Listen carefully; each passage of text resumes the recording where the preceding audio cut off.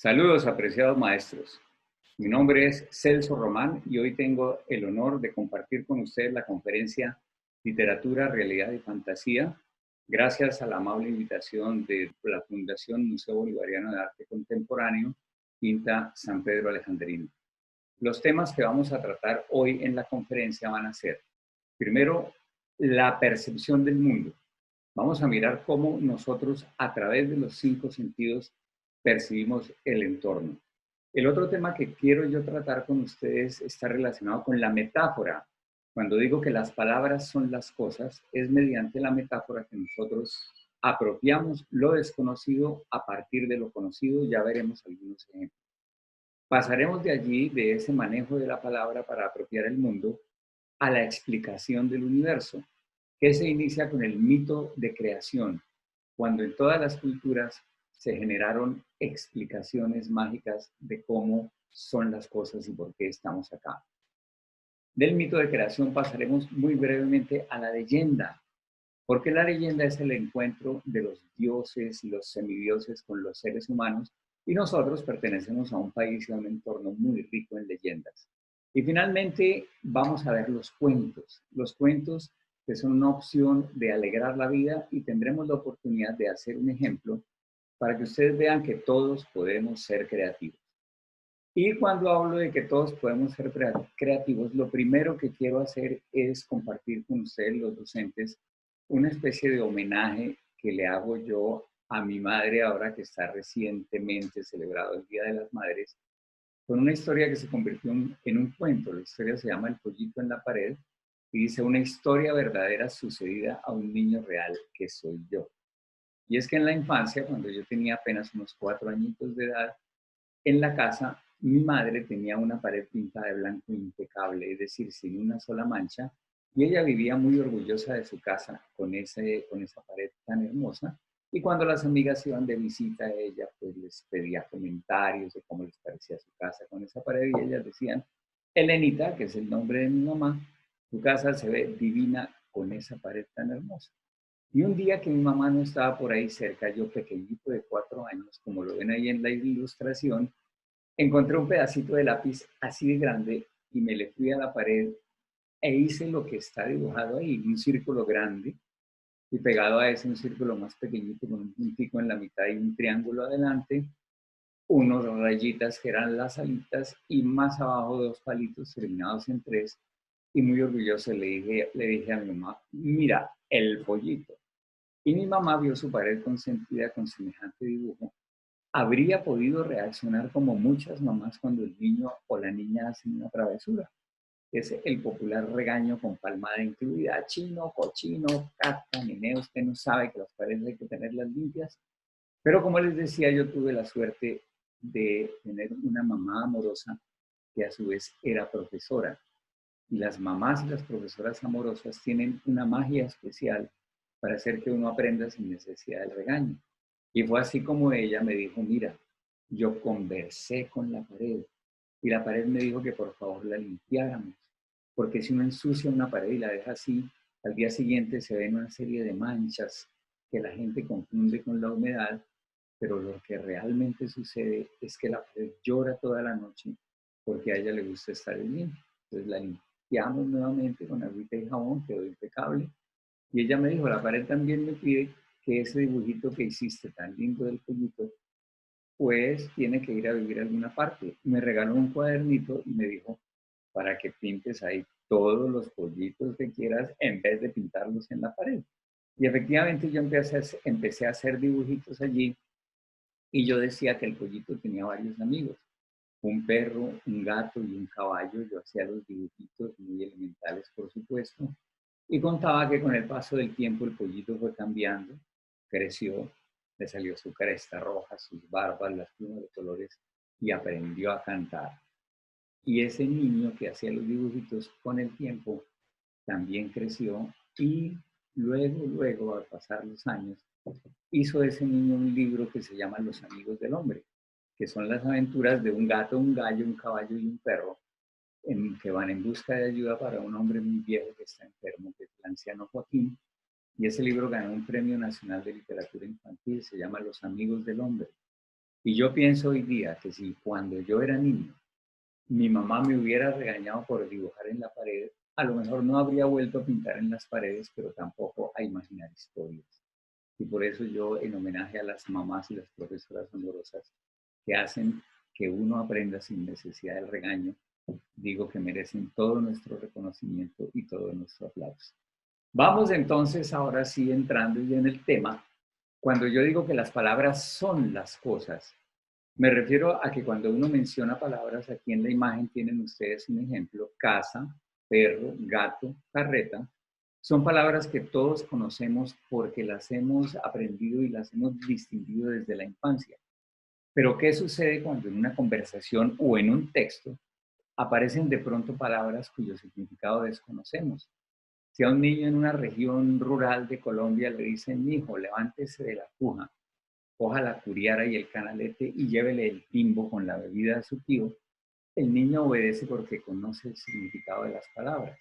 Pero nosotros, ¿cómo reconocemos esas palabras? Cuando decimos que la palabra es realidad y cuando logramos que la palabra genere en nuestra mente esa imagen, esa realidad. Y así decimos que una cuja es una cama de madera, una cama campesina de madera recia con un cuero de res. Una curiara es una canoa, que puede ser canoa del Amazonas, canoa del Pacífico, canoa como la que aparece aquí en la ilustración de los indígenas del oeste norteamericano. Por supuesto, un canalete es un remo y un timbo es un recipiente de plástico para llevar los líquidos.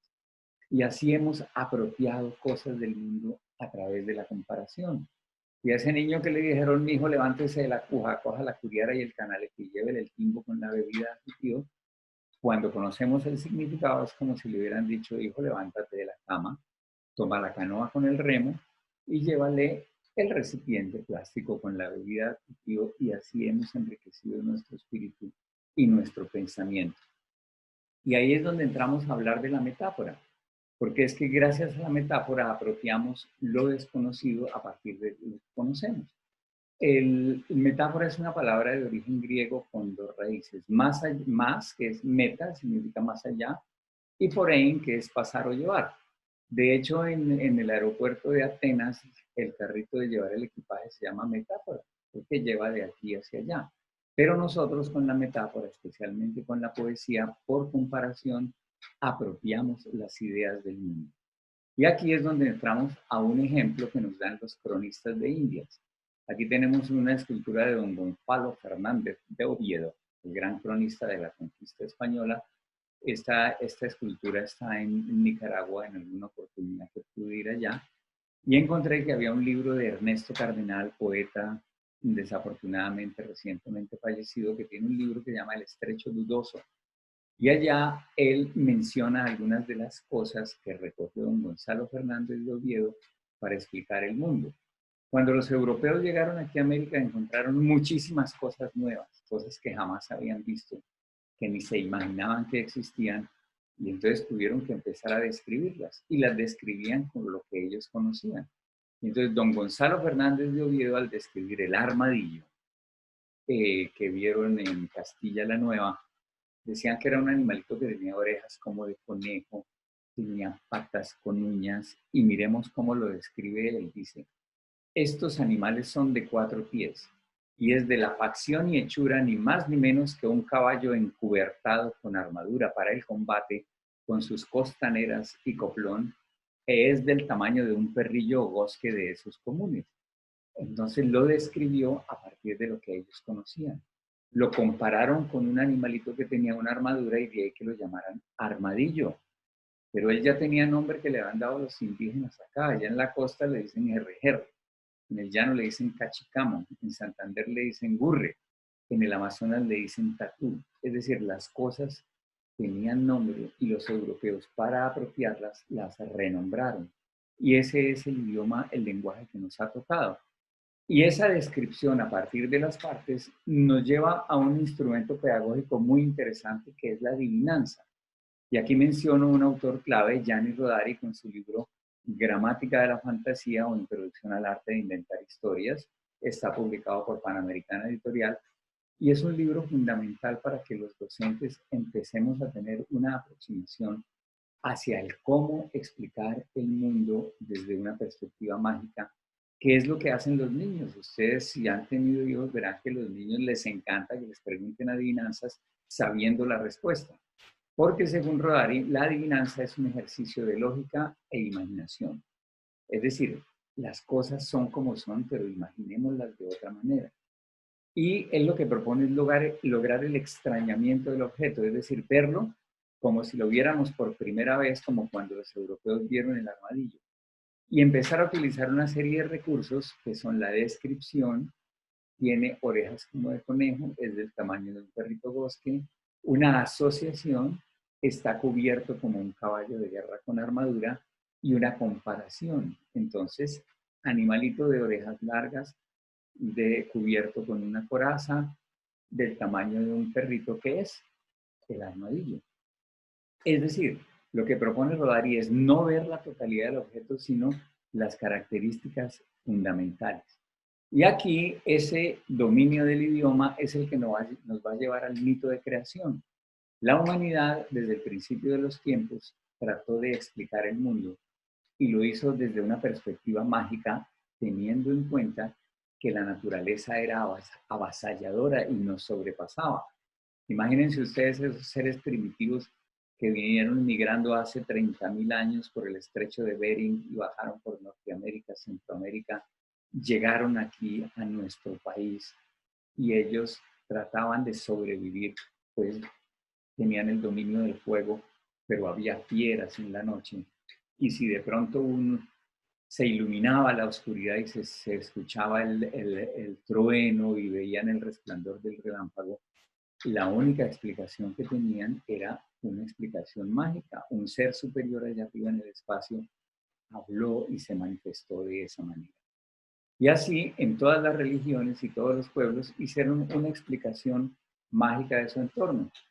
Creo que todos nosotros hemos sido educados en la religión católica, bien sea la cristiana o la romana católica, y nos enseñaron que en el principio solamente había oscuridad, había un ser superior que era Jehová. Con los muiscas del altiplano, lo mismo. Al principio solamente oscuridad, pero allí había un ser superior llamado Chiminigagua. Para los esquimales de Alaska, ese ser superior era Tulugaukuk, el cuervo, que cuando empezó a caminar arrastrando sus alas, formó las montañas, los valles, las colinas, y cuando vio algo que brillaba, lo sacó con el pico, y a medida que lo sacaba, brillaba tanto, tanto, más y más, hasta que lo tuvo que soltar, y era el sol que siguió dando vueltas alrededor del planeta. Es decir, las cosas están ahí, pero se explican mágicamente.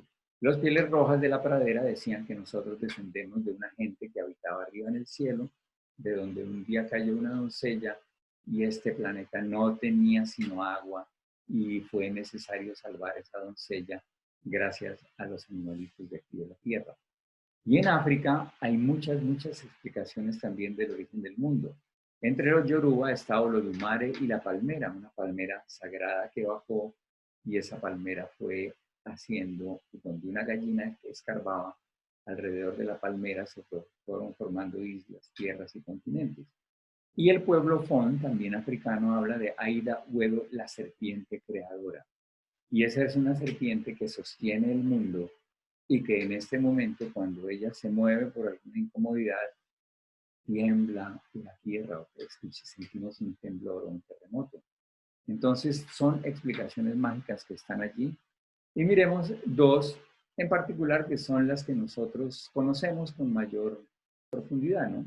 La creación, según la Biblia, cuando se separaron la luz de las tinieblas, se crearon los animales, las plantas, y se creó posteriormente la humanidad, cuando Dios creó al hombre y después de una de sus costillas salió Eva, la mujer, y los dos poblaron la tierra. Entre los indígenas muiscas del altiplano cundiboyacense, en la oscuridad, dice la leyenda, estaba solamente Chiminigagua, el creador, cuando él habló para decidir crear el mundo. Y piensen ustedes que los jesuitas y los misioneros que llegaron de España, ellos encontraron muy fácil catequizar a los indígenas de acá del altiplano cundiboyacense, porque ellos decían, en el principio solamente había oscuridad, y la Biblia dice lo mismo. Y la Biblia dice, en el principio era el verbo era la palabra creadora.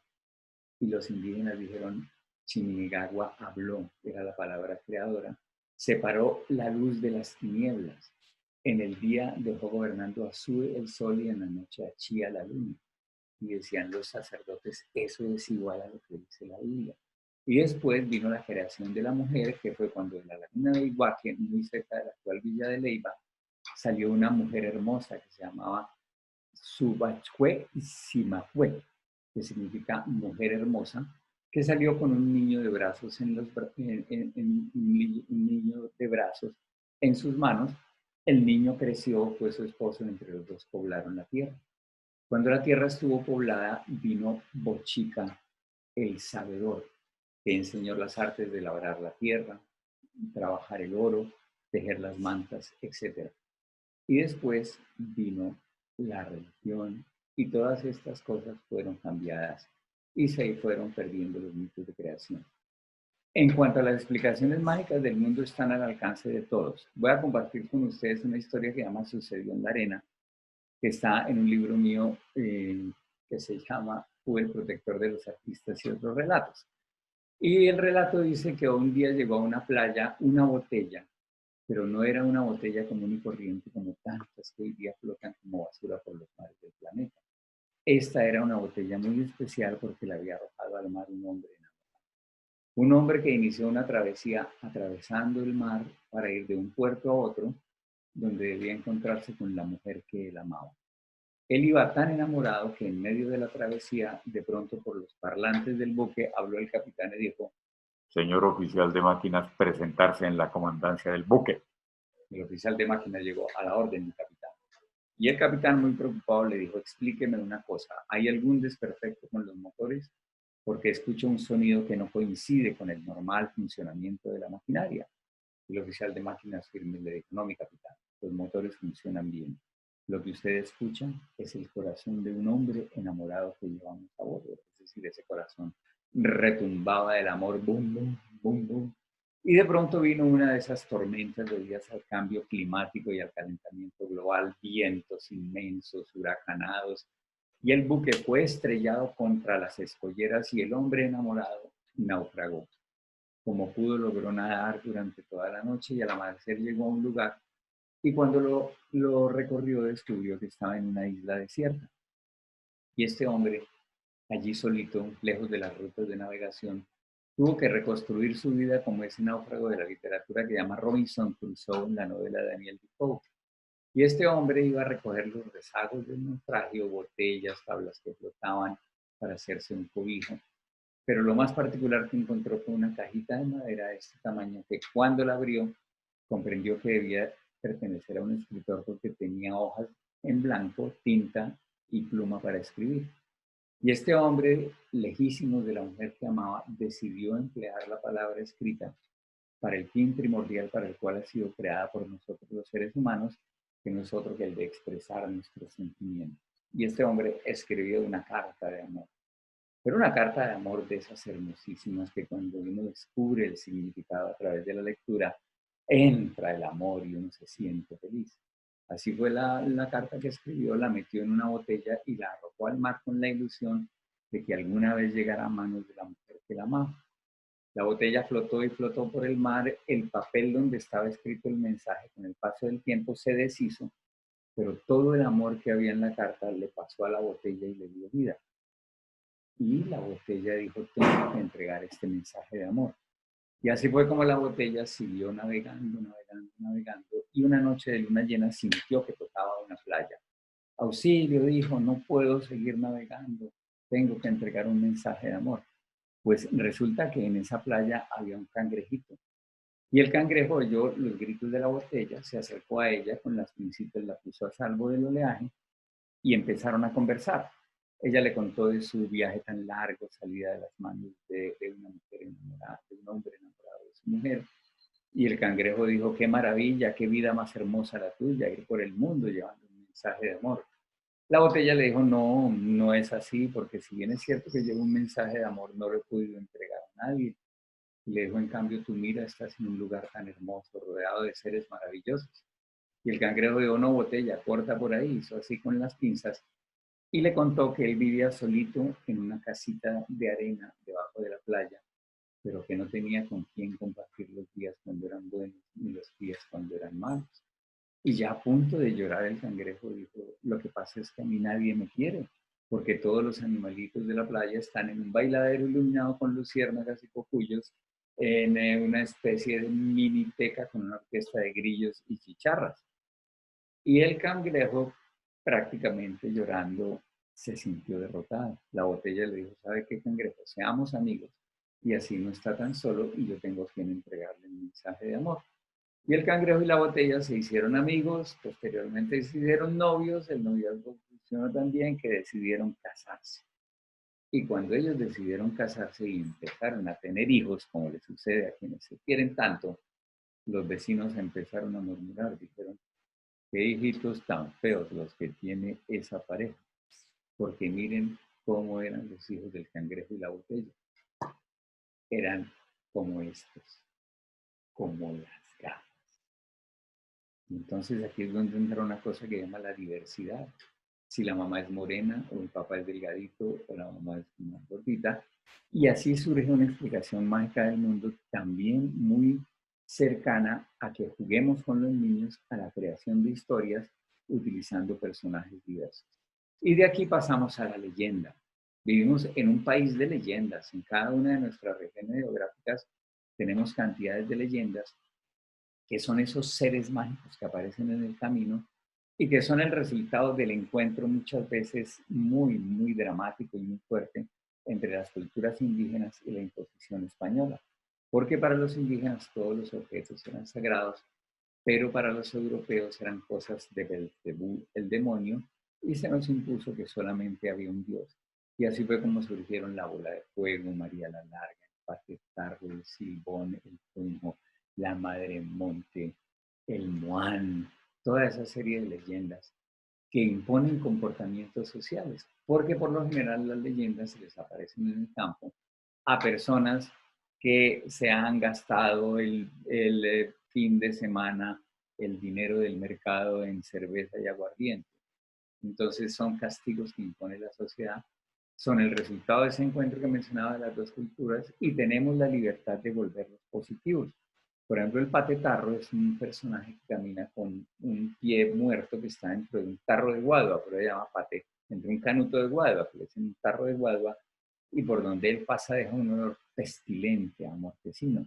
Pues, ¿qué tal si hacemos que en vez de dejar un olor pestilente, deje semillas de flores, de árboles, y que por donde pase el patetarro se recupere la naturaleza? Son posibilidades de recuperar esa relación mágica con el entorno.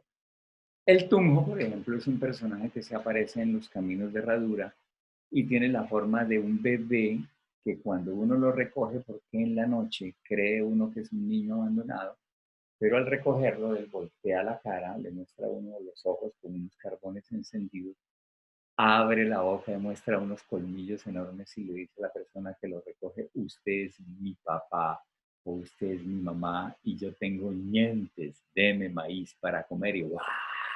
Echa una llamarada, una bocanada de fuego.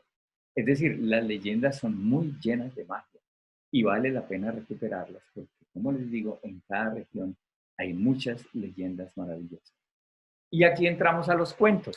Y en los cuentos son los que suceden, bien sea entre los seres humanos o entre figuras animales o personajes. La magia permite que se reúnan muchos seres, pero lo importante es que hay un héroe que recibe una misión.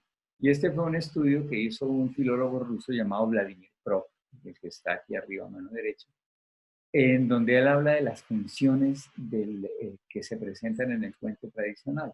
Él encontró 31 funciones, pero se pueden resumir a que el héroe es escogido, se le da una misión, a lo largo del camino encuentra donantes o benefactores, encuentra enemigos o detractores, a veces hay objetos mágicos que le ayudan y el autor, el héroe, tiene que pasar una serie de pruebas hasta que llega a un desenlace y ese desenlace es la felicidad en el encuentro de la pareja.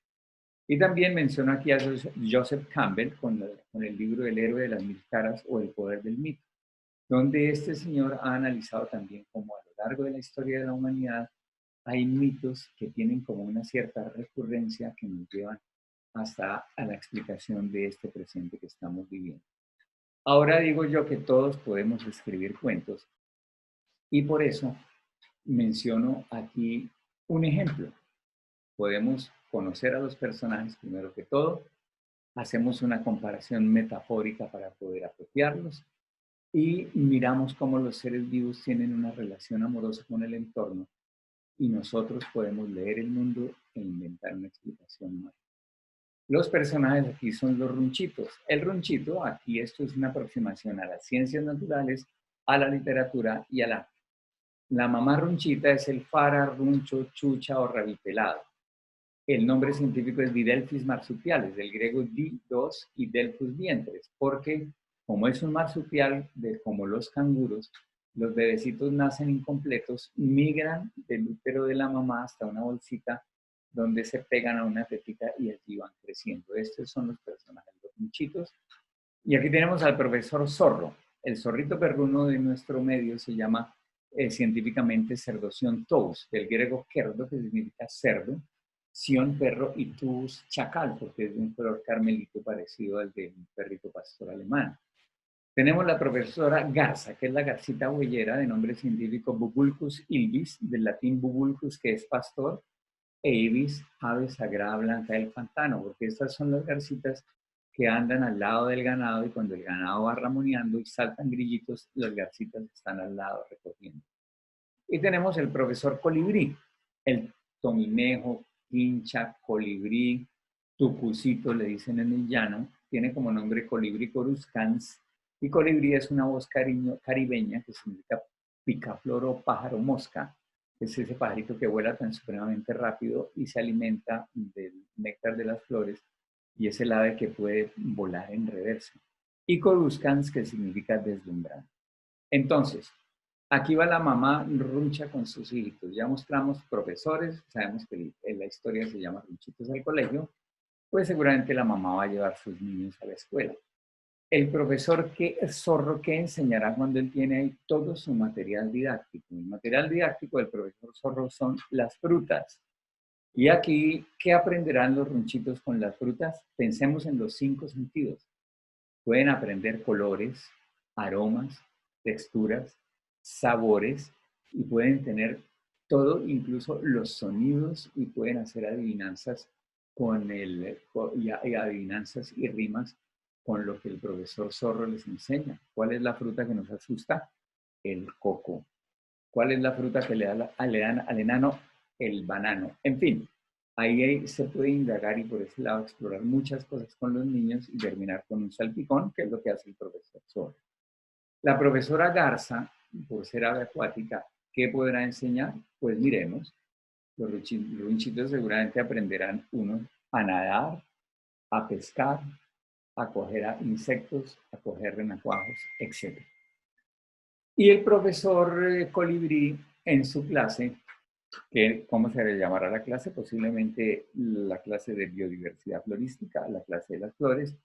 ¿Qué podrán aprender los runchitos con un colibrí de profesor? Pues van a aprender los colores de las flores, las formas, los tamaños, los aromas, las utilidades de las flores, los perfumes de las flores.